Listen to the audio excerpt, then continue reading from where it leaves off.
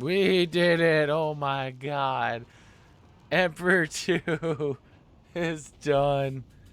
One-handed. Oh my god, that was so stressful. Yes, I actually beat Ninja Gaiden Black with one hand. And I know the first question is probably how? Because honestly, when I started this, I wasn't sure it was even possible. No, what do I push? It almost wasn't. See, the thing about playing one-handed that nobody tells you is that you have to sacrifice almost everything. In Ninja Gaiden, blocking and movement are pretty much regarded as a requirement to play the game, let alone complete the game, which are all on the left side of the controller. But on the right side of the controller are all the face buttons that will let you jump, attack, and cast your Ninpo magic. Also, I have two paddles on the back of the controller that are mapped to the A button for jump and B, which is your projectiles. So I came up with two different grips that I can use throughout the run. One of the grips is where I hold up the left side of the controller that lets me block, roll, and jump for great movement. Then the other grip is where I use my pinky to move Ryu, and the rest of my fingers access the rest of the face buttons, which means I cannot block and my movement is awful. The last cherry on top is that in Ninja Gaiden Black, when you are aiming down sights with the bow, you aim with your left stick, not your right. Then for the game itself, Ninja Gaiden Black is a recreated version of the Ninja Gaiden game that came out in 2004, and that was the original Get Good action game. When Team Ninja did another release for this game, they had one thing in mind: make the game more difficult. The enemies in this game are designed to force you to learn the game, and you can't completely rely on a handful of techniques to get through the game. So, the rules are simple. I am only allowed to use one hand, and we need to start a new playthrough to complete the game where we defeat Fiend Mirai. Okay, go with Old Faithful here. So our first challenge is going to be Mirai, who is a boss at the end of the first chapter. In the speedrun, you bait him with a roll and then punish his roll immediately. But with my situation, we aren't going to be able to be as precise while also trying to fight. So I stuck with Old Faithful, and we roll jumped into wall spamming. Don't worry, this is the only time this happens the entire run. Alright, chapter 1 so far. Next up is Masakado, who is a samurai that is on a horse. In the run, my goal is to gather as much money and free items as possible because I'm gonna need them. So in this chapter, we are able to shop for the first time and get through everyone pretty swiftly before Masakado. Now, this fight is such a coin flip because he can just deflect the arrows, and if I have my camera change and the mages that are supporting him get off of my screen, then they will teleport to get back on it, which means that they can be right on top of me when I want to let Ryu auto aim with the arrows. And this fight actually goes crazy well.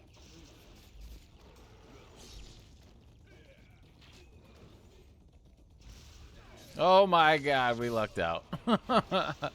Everything worked. Next up is Dynamo and a free Talisman of Rebirth, which is pretty much another life that keeps us from going back to our previous save. After carefully going through chapter 3 to ensure we don't jump off the side of the blimp, we eventually get to Dynamo, the boss of this chapter. And the strat here is to use the smoke bombs to get me a pseudo roll, while also trying to prevent Dynamo from blasting me with his large gun. Then in this fight, I actually have to cancel a move that he can do, which is when he shields himself inside a bubble and we can't harm him. So I stuff this by standing right next to him and casting my Inferno Ninpo to interrupt it, which does damage and allows me to finish the fight quicker, which we do. Oh, we did it. Thank God. Chapter 4 is essentially all movement. We gather a bunch of money and healing items and make our way to Hydra Cubus, the tentacle monster that Rachel, as a fiend hunter, is unable to sense.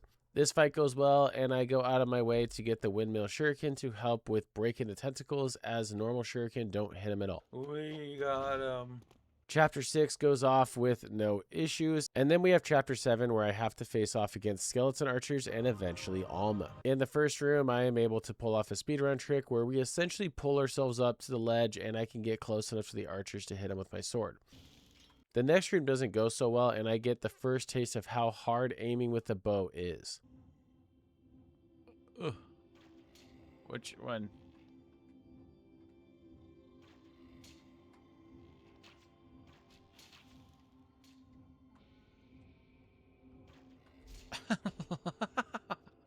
We then find ourselves in front of Alma, who, after Mirai, Alma is notoriously known as a gatekeeper for new Ninja Gaiden players, and she is our next hurdle.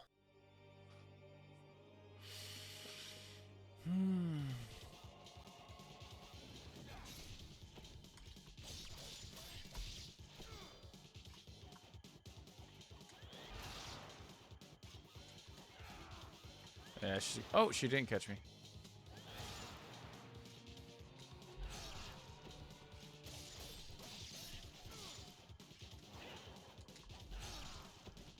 Woo! Coming up are the military chapters where we go to fight 2 tanks and the helicopter. And guess what? We get to fight them with the bow. And it is difficult. After entering the warehouse to open a chest full of extra money, we are able to perform a skip that prevents the drones from spawning. Oh, we did it. Oh my god. Get me out of here. Then we make our way to the tanks, and the fights aren't exactly ideal, but we're able to make our way There we go. We got through it.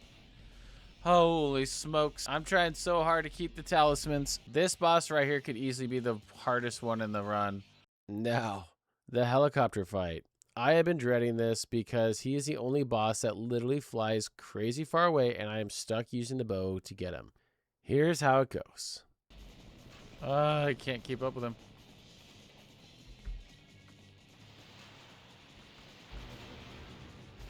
All right, we lost the tally. I don't know if I want to save that, but we got through it. On our way to the sewers, I have practically no more healing and 0 talismans of rebirth.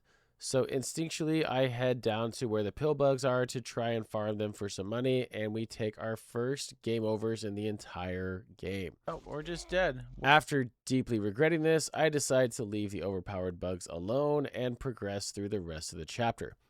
The worms are no problem, and we eventually get to Pazu. This fight goes well even with me going for the optimal strat where we use the Lunar Staff, Incendiary Shuriken, and Firewheel's Nimpo to have several sources of damage hitting the fiend at once.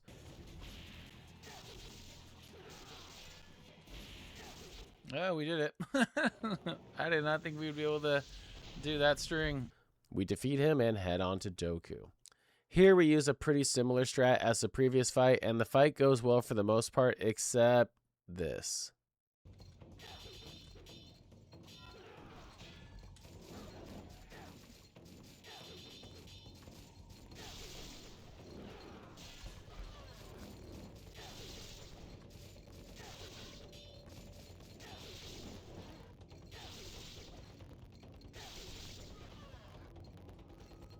Oops.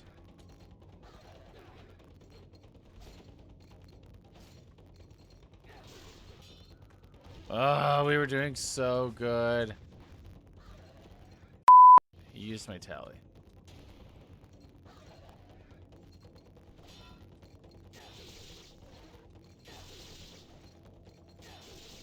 Next up are the caverns, and we delete Jotunfrau, body the fireworm, and slay the dragon that is Smoggin. As we continue through, we have to face off against Awakened Alma, and we are pretty much approaching the endgame. So with Awakened Alma, there are some similarities in what she does from the previous fight we have with her, but for the most part, everything she has before is enhanced to be more dangerous, and she could be much more evasive. I did it too close.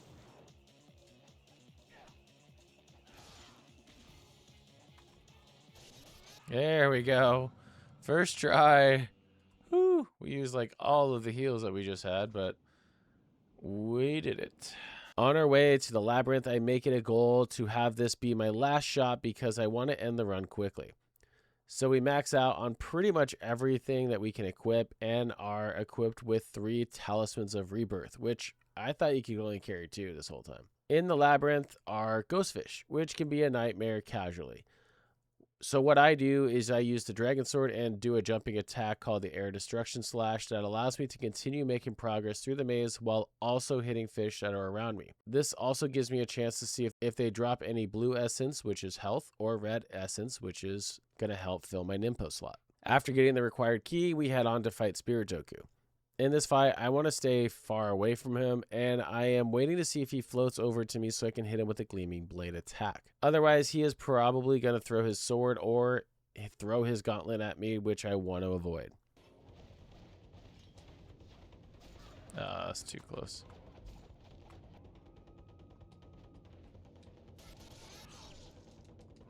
Ugh. Come on.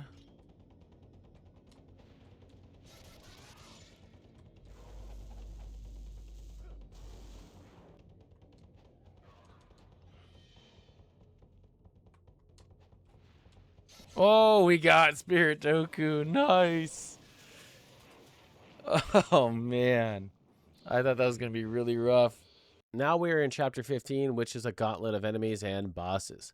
We need to progress through 4 floors of enemies, and then at the top are the bosses. So I have prepped everything I can for the first 4 floors, and am able to use my Inazuma Ninpo at its maximum level to wipe these floors pretty easily. Oh, no. And then I get pretty lucky with the essence drops that give me a lot of free Ninpo, and I don't have to use my consumables. At the top of the tower, we get to face off against Hydrocubus, who is exactly the same as before. He's just got more health. And then Jotun Frau is the same story as Hydrocubus, and then we face off against a new boss that is known as the Greater Fiend Marbus. I need to mentally prepare for a loop that we can do. This requires me to use my Inazuma Ninpo at the right time during a dive attack Marbus can do. And then I need to use the Dragon Sword with a repeated combo to keep him stunned until he dies. Let's see how it goes.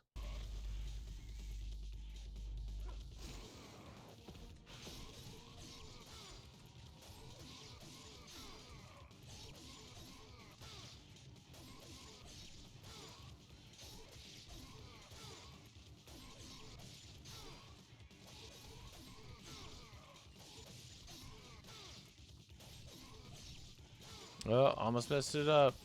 Almost messed it up again. Yeah, we looped Marbus. We did. Next up is arguably the hardest boss that we have had in this challenge. We face off against the Emperor, who has 2 different phases, and each phase is awful for this challenge. The first phase, we are standing on a floating platform that we can maneuver around with the left trigger, which is difficult for me. And then I want to use the Gleaming Blade attack to do a ton of damage and hopefully avoid attacks if I can charge an ultimate technique with this attack.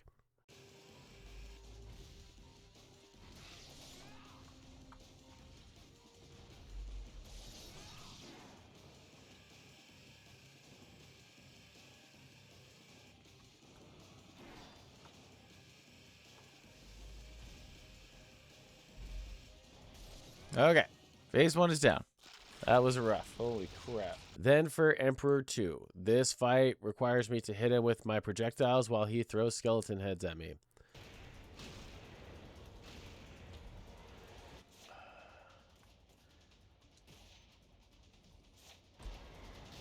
The fight goes well, but I panic and release my Gleaming Blade a little early to where I'm not able to iframe through it, and the main head grabs me.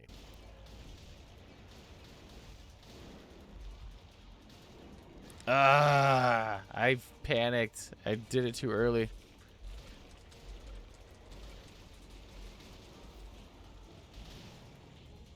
This is so bad. Zuma.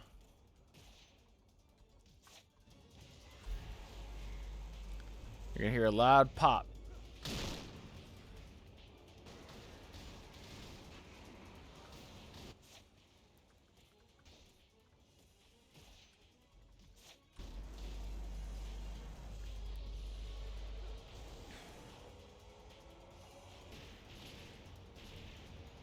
We did it. Oh my god. Emperor 2 is done. One-handed. Oh my god, that was so stressful. Phase 1 and 2 are so rough for this.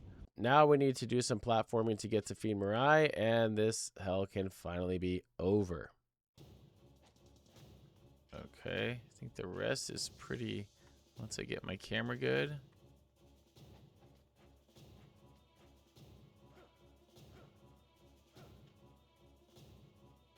Okay. All right, Fiend Mirai for the one-handed challenge run. Of course, we're going to start with that. Oh, I didn't swap to the Inferno. I just leveled it up.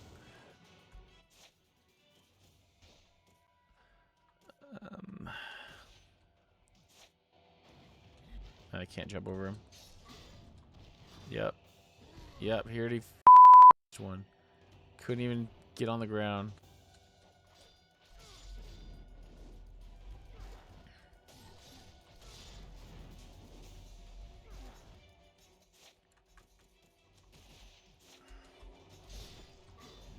I figured he was going to go for the grab. Yep, he did. That's okay.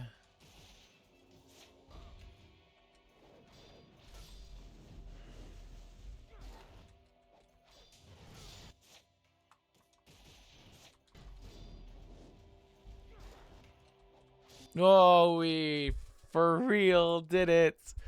That's it. That's Ninja Gaiden Black with one hand. Oh my god. If you like this challenge, feel free to drop other ideas that you have as well, and make sure to subscribe for more. I appreciate you, and I'll see you in the next one.